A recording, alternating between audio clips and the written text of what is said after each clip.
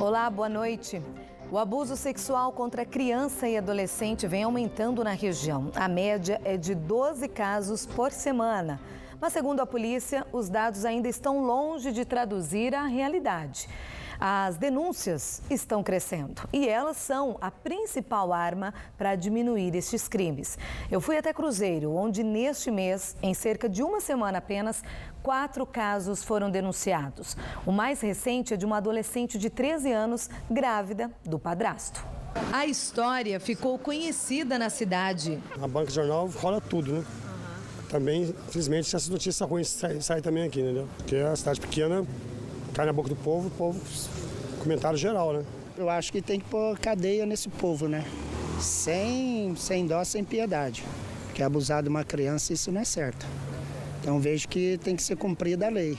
A menina de 13 anos morava com a mãe e o padrasto no bairro Itagaçaba, em Cruzeiro. Grávida de 2 meses, a adolescente contou à polícia que mantém um relacionamento com ele há meses. De acordo com o Código Penal brasileiro, mesmo que haja consentimento, trata-se de estupro. Toda relação sexual, né, havendo ou não a conjunção carnal ou atos libidinosos com menores de 14 anos, perante a lei, é considerado estupro de vulnerável, em razão exatamente da idade, da vulnerabilidade da menor, por falta ainda desse amadurecimento. O inquérito policial vai pedir a prisão do padrasto, mas depois da denúncia, ele fugiu com a enteada. E este não é o único caso que preocupa a polícia de Cruzeiro.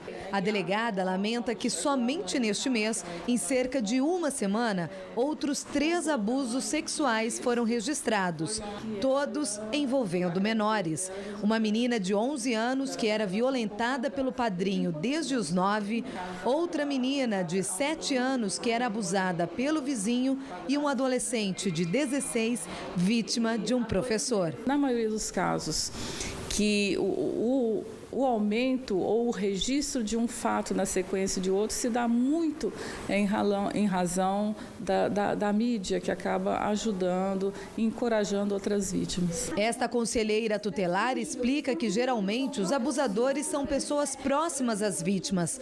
Por isso, os pais devem ficar atentos a qualquer mudança no comportamento dos filhos. A criança, ela tem sempre aquela rotina que o pai conhece.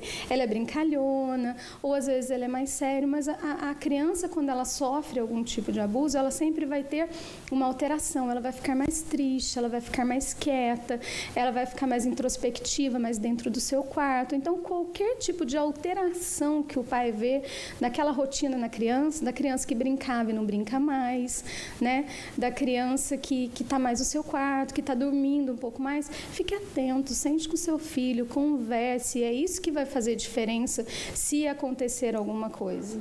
Quando se trata de violência sexual contra criança e adolescente, a cidade de Cruzeiro não é exceção. Em todo o Vale do Paraíba é registrada por semana uma média de 12 estupros. Nos primeiros 5 meses deste ano, foram 244 casos, de acordo com a Secretaria de Segurança Pública do Estado, e já representa um aumento de 5% em relação ao mesmo período de 2014. Um levantamento do Ministério da Saúde estima que cerca de 500 mil pessoas são vítimas de estupro todos os anos no Brasil. O mais grave é que apenas 10% chegam ao conhecimento da polícia. 89% dos casos são do sexo feminino e 70% menores de idade. Eu fico vigiando o meu porque fica apavorado. Eu venho trazer, levo e, né, quando vai no banheiro, tudo fala pra ele nem entrar sozinho nem nada. Porque, né, é perigoso acontecer alguma coisa, né? Revolta, né? Revolta. Tem que correr atrás, o pessoal tem que correr atrás, tem que prender mesmo, né? E as mulheres têm que denunciar, né? Porque às vezes o próprio da casa acaba escondendo. né? Então, as mães têm que ver que tem que denunciar. Para a delegada, apesar do medo das vítimas, a denúncia continua sendo a principal arma para combater esse tipo de crime. Tem havido uma resposta da sociedade, do judiciário, e isso encoraja muito. E eu acho que, na medida que há essas punições, o agressor, o acusado, ele também passa a ter essa noção. Pô, se eu for cometer um crime, eu vou ser punido, está todo mundo sendo preso, né, nesses casos. Então, eu acho que isso tem sido muito positivo. E para entender melhor como se estabelece o envolvimento emocional das vítimas com os abusadores e os danos que estes crimes geram aí nas crianças e nos adolescentes, nós recebemos aqui no estúdio a psicóloga Nancy Inocente. Muito obrigada pela presença, doutora. Boa noite. Boa noite. Olha, a gente viu aí na reportagem essa garota de 13 anos, vítima do padrasto. Ela se diz, a delegada contou que ela se diz apaixonada por ele. Esse vínculo afetivo é comum nesse tipo de relação? É mais exceção do que regra. Geralmente a criança desenvolve uma aversão por essa pessoa, deseja ficar afastada desse convívio com o abusador. Então, a culpa normalmente é o sentimento mais comum? A culpa é o sentimento bem comum, a vergonha também. E outros distúrbios emocionais podem ocorrer em decorrência do ato, mas vai depender muito da frequência, do tempo e do tipo de violência que ocorreu. Essa culpa, essa vergonha costuma também ajudar o abusador a manter esse crime em segredo, né? Exatamente. E é importante que haja consequências também para ele, que ele saiba que a criança tem o seu direito e que ela deve receber toda a assistência psicológica, médica e social necessário ao caso. Quais prejuízos, doutora, prejuízos emocionais, danos emocionais que crianças e adolescentes podem desenvolver com esse tipo de crime? Pode aparecer o chamado estresse pós-traumático.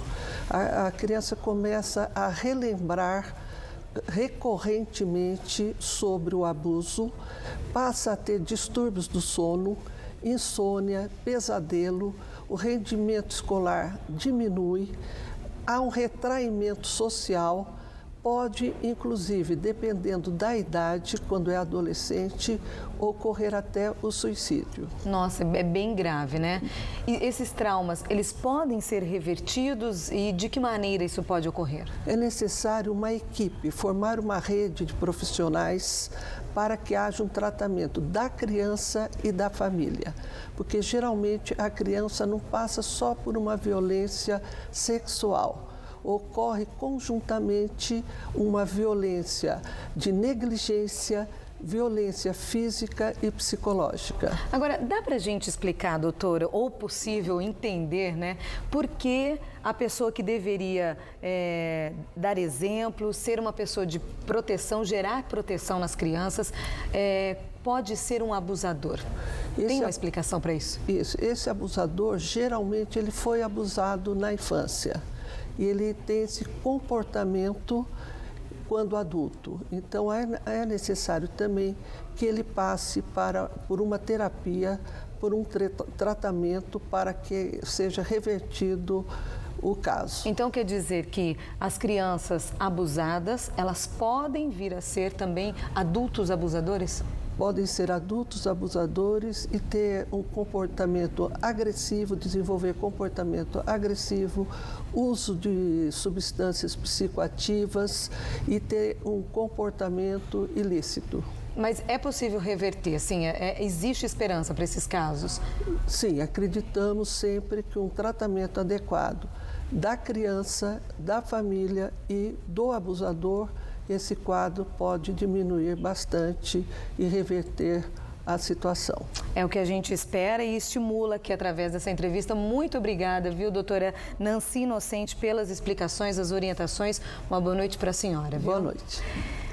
Sem definição do Estado sobre a nova entidade que vai administrar o Hemonúcleo de Taubaté, o futuro da entidade continua incerto. O contrato com a Fundação de Desenvolvimento da Unicamp vence no final de agosto e pode afetar cerca de 30 cidades na região, entre elas São Luís do Paraitinga. A notícia do possível fechamento do Hemonúcleo de Taubaté pegou doadores de surpresa. Acho muito ruim isso, né? Porque muitas pessoas precisam de sangue. Eu e a minha irmã estamos vindo aqui hoje para estar ajudando uma pessoa que vai fazer uma operação bem difícil, então acho muito importante. É uma pena, né? Porque a gente ajuda muitas vidas, né? Doando sangue. A última coleta deverá acontecer no dia 26 de agosto. O contrato com a Fundação de Desenvolvimento da Unicamp, que administra o serviço, termina no dia 31 do mesmo mês. Todos aqui têm família, pessoas construiu a sua vida, né? Comprou apartamento, tem financiamento, então o pessoal está preocupado, né? A Unicamp resolveu não renovar o contrato porque o governo estadual estaria deixando de repassar parte do valor acordado para custear as despesas. Em nota, a Secretaria Estadual de Saúde informou que não há nenhum repasse em atraso e que os pagamentos estão sendo feitos normalmente de acordo com o contrato firmado com a Unicamp. Ainda, segundo o órgão, o abastecimento de sangue será garantido e o governo de São Paulo já está procurando um novo local para o funcionamento do Hemonúcleo, assim como outro parceiro. O Hemonúcleo de Taubaté existe desde 1991 e atende 30 municípios da região metropolitana do Vale do Paraíba. No ano 2000, passou a atender no prédio do Hospital Universitário. Atualmente, coleta por mês mais de 1.000 bolsas de sangue, que são distribuídas para cerca de 10 hospitais. São Luís do Paraitinga é uma das cidades que dependem do sangue coletado no Hemonúcleo de Taubaté. A assessora de saúde do município conta que ainda não foi notificada oficialmente, mas lamenta o fechamento da unidade. Uma perda, né, para a saúde, porque é muito importante, né, um banco de sangue. A gente sabe que, dependendo do tipo de situação de saúde, é necessário isso. Então, a gente fica meio triste se tiver essa perda. Não só eu, né, como os outros secretários do Vale do Paraíba, né, em conjunto, pedir uma posição do Estado sobre isso, sobre essa questão do que vai ser solucionado, né? Como vai ser essa questão depois do dia 31 de agosto. E a gente espera que essa definição saia em breve. Taubaté vai abrigar a ampliação das instalações de uma fabricante de trens de pouso controlada pela Embraer. A unidade, com mais de 4.000 metros quadrados de área construída, terá um centro de excelência na fabricação de trens de pouso e aeronaves de grande dimensão, como jatos militares e comerciais. A empresa vai gerar cerca de 50 postos de trabalho. A unidade de São José continua operando normalmente. No próximo bloco, Taubaté vai abrigar a ampliação, que a gente acabou de falar aqui, de fabricante de trens de pouso. E a gente vai falar também sobre o reajuste, o valor dos pedágios nas rodovias estaduais e também na balsa, viu? Não saia daí. A gente volta daqui a pouco, hora certa para você, 7h03.